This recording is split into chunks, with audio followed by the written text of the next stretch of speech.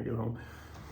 Hi everyone, I'm Robin Gully. I'm John Justin. We are your Ward 2 council. I'm trying to get in frame. Kind of like not there we go. That's okay. We'll be a little further away. Here to give you the council recap for the 10th of February, 2025. Mm-hmm. And if I'm being honest, there's not a lot to talk about, but the main thing that we want to talk about is what happened in open council work session today, because it was spectacular. Yep.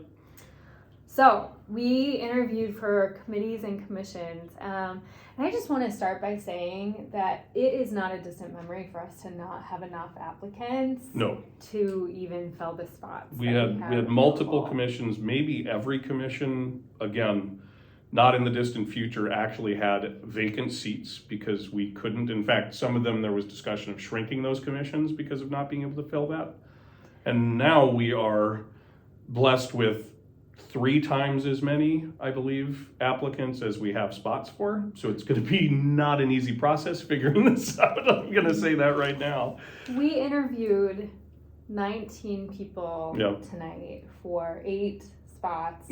I believe, available on committees and commissions. And not only did we interview 19 people, plus we had a few people who couldn't make it to the interview tonight. That we'll be seeing in the future, I think. We'll be seeing in the future. But all of, literally every single one of them brought incredible professional experience and thought and interest and commitment to our city, things that they loved, things that they wanted to change. I cannot say thank you enough to everyone who put themselves out and came down to City Hall tonight and, applied and interviewed and stood up and talked to us about their vision for West St. Paul. I feel I feel very lucky and humbled to have been a part of that process tonight. But also I have to say that Emily Virgin, who comes to every council meeting, thank you, Emily, and serves on the environmental committee, came up during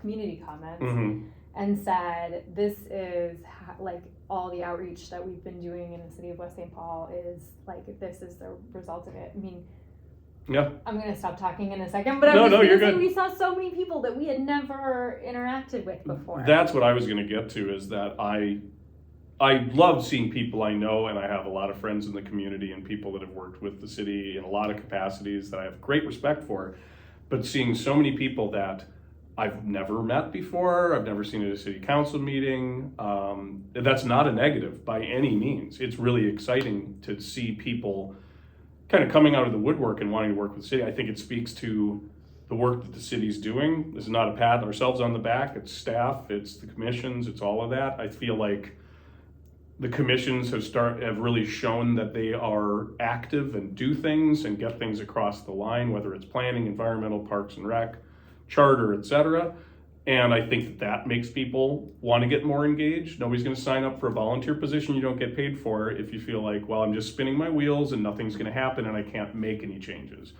And I think that when you see that many people, some people that were very recent residents of West St. Paul, some people that have been here for 20, 30, 40 years, and getting that broad swath of people that are all interested in helping out the city, implies to me that the city is making people want to get involved, and that's the goal. It's always the goal. So it was really, it was an exceptionally, it's the biggest pool I've ever seen while I've been on the council by a large amount. By a lot. And which makes it hard because, again, we can't give everybody a spot. So to the people that did apply, if you don't make it through the process, it's certainly, I don't think there's anybody, and I'm not just saying this to make you feel good, there's nobody on that list that I was like, nah, they wouldn't work out well. Everybody had a place up there. We just don't have enough places for them. And like I said in the meeting, when you have that pool and that strength, maybe we can expand some things. Maybe some commissions, if the commissions don't grow, maybe there are new commissions that make sense. And you don't start a new commission if you think, well, nobody's going to sign up for it. When you have that many people that want to get involved, it gives us a lot of room to grow, ability to take a look at other initiatives and other things we can do in subcommittees and stuff. So yeah, it was exceptional. When I saw the list come through on the email that went through, I was like, I've never seen this many applications. It took a while for it to load on my iPad, which is hysterical. Actually, yeah. I was like, "What's wrong? The link's broken." I'm like, "Oh no, it's just huge." Yeah. So yeah,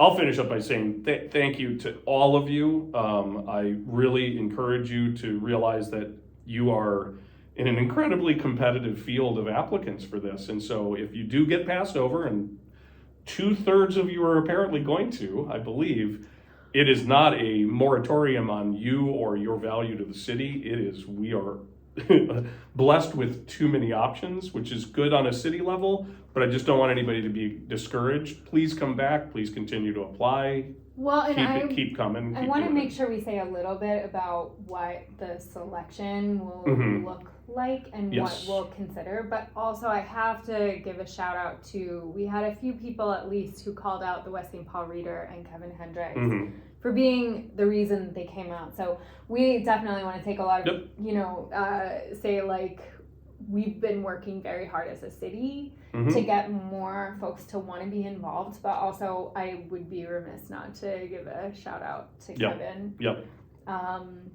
Yeah, I heard at least a few people who were like, and the West St. Paul Reader, which is like such an asset to our community. So thank you, Kevin. We don't say that enough, and are grateful. And on the process, because you started to mention the process, so we can go through that real quick. And this will also be something to consider if you're an applicant that doesn't make it through. We do try to do ward balance, so there may be cases where you may be an applicant for a board, but there's just not a spot in that particular ward at this time. So that is also, there's a lot of moving things. So the way it works, the mayor will select his appointment for planning commission. I believe it's 2 seats, unless somebody has changed their mind that I don't know about it. So it'd be 2 seats on planning commission. Those are the mayor's prerogative to choose.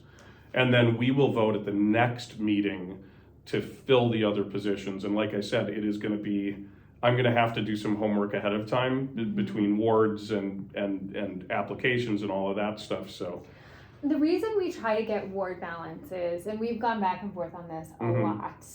When I came onto the city council a few years ago, we didn't necessarily use ward balance for it was everything. Suggested, it but was not sort of suggested. We've taken it a lot more seriously, and the reason is that we want folks who live in every part of our city to, especially on things like Parks Committee, because otherwise, like if we have all people from one part of the city on Parks, then it's really hard to get a voice for other parts of the city, and then we just like really prioritize Parks in one part of the city and people would do their best. I don't think anybody does it intentionally, but you're familiar with what you're around, and particularly with parks. You're going to spend time, hopefully you hit all of our parks. They're all cool and they all have different stuff. As we make changes, they'll have even more different stuff and differentiation, which we're also looking forward to. But it's just a natural part of human nature. What you're familiar with is what you're going to focus on. I live right by a park, and I know exactly what's going on or not going on in that park. And I live right by a park, and we talk about our parks all the time. Exactly. And so, that ward balance thing really helps there. And then, we do have a city that's got a lot of different character to it. As I've said before, when you go from the north to the south of the city, you go from very tightly, very city gridded to much more cul-de-sac and open and longer things. And that's not a judgment of one or the other, no matter where I live, but there are different needs, there are different perspectives. If you live in an area that's, more urban, your concerns on planning, your concerns on environmental are going to be potentially different than somebody who lives on something that's a little bit more opened up and suburban feeling. And we need voices from all of that, because if you don't have those voices, you're going to miss stuff, So, cool. So that's what we'll be considering. And, with that, like what the different skills and interests and passions that people brought to and voices that they brought to their interviews. So And if any of the interviewees have any questions on anything, obviously reach out to anybody, city staff or anybody on the council, the mayor. If you got questions, if you want to know more about the obligations, reach out. If we can't answer, we can get you in touch with somebody who can. Oh, and last thing on this, we are going to try, so for everyone who came in and interviewed and doesn't get a spot on a committee or commission this time, I know that we're going to invite folks to come and volunteer with the city. We have lots of volunteer opportunities. We really will talk about, are there other places where we should have commissions or committees that we don't have already? And so stay tuned, please, pay attention. If something else comes up, volunteer. If something else comes up, apply again. Literally every single person that was on this list tonight, I would be so happy to have you in somewhere. doing this Absolutely. work with us. And even if you aren't on a commission, you're activated. You're an activated member of the community. Come to meetings. If you wanted to be on planning and you don't make it on planning, I'm the chair of planning. We love seeing people there. There's often public commentary, and your opinions are just as valued as a non-member as they are as a member. So stay in the loop. So that was all we did in open council work session today. And then we went into the council meeting. Honestly, there wasn't a lot. Winter Fun Fest is this Saturday from Yes, 2 it to is. 5 at the Dodge Nature Center. Go to Dodge Nature Center, especially if you have kids, but even if you don't, just go over, get outside. It's super fun. It's the weather's been kind of nice. It's more Winter Fun Festy than it has been other years. It is, Some yeah. years it's been Mud Fun Fest. Yes. So go over to Dodge, tell them we sent you. Yeah, and there is if you go to the Dodge Nature Center website, there is, they did add this year for the first time, motorized wheelchair assisted things. Yeah. And they got treads on them so you can enjoy it just like you should. You do have to reserve it. You don't have a limitless number of them, but if you go to Dodge, it's not a cost. You just go, you reserve it. The details are all there, but hopefully that helps some people that might have felt less included in previous things to feel like we are still paying attention, and Dodge is still paying attention, and the South Robert Street Business Association. We really want to get everybody there, regardless of their situation. So please take advantage of that if you would like to. Yep, absolutely. The only items of business that we had to talk about where we had alcohol and tobacco sanctions, which we never love, and you've probably heard us talking about them before, but basically we have a couple times a year, we have to do compliance checks for alcohol and tobacco sales, and we had a couple of businesses that failed them, and so we basically have to find them, and we have to do something to hold them accountable. You can see all this in the documents, but what I want to say is, if you are a business owner in West St. Paul, we want to see you, but only for good reasons. Right. We don't want to see you here for compliance checks. Yeah. So please just be mindful and get support. Call the city if you need support figuring out how to make sure that you're doing the right things with alcohol and tobacco compliance. We don't like seeing you here for this reason. And the vast majority pass, which is not true in every city, and I can tell you that. The vast majority of people pass these compliance checks. I think it was 21 that passed, and 3 on the alcohol that didn't, and 1 on the tobacco that didn't, which percentage-wise is good. 0 would be better. We would love to. And there is, the other thing I will mention, because I kind of talked about it tonight, I, for one, and I won't speak for everybody on the council, it matters to me when I see an owner come before us to talk to us about why it happened, how it happened. I'm not asking you to just, throw yourself at the mercy or anything like that, but it helps that we know that you care enough to show up for something like this. And so I'm going to really encourage people, if you do get a violation like this, and we may be doing some changes to kind of encourage this, you really probably should show up. Yeah, just stop by. It does make a difference, and it definitely shows that you're attentive to the problem. Yeah. So in the future, I really hope that we see any business that fails, And I understand I own a business. Scheduling is hard, but this is one of those things that you probably want to carve out some time for. So in the future, if you manage to, hopefully you don't, but if you manage to fail one of these, I, for one, will be much more sympathetic to your fine and your situation if you come in and you actually talk to us. And also if you don't have repeated offenses, which is another thing that I'm not a fan of because it shows a systemic problem. Yeah. So enough said about that. We're not going to talk about any specific businesses, but I'm going to encourage you to take this seriously if it happens that you make a mistake in the future.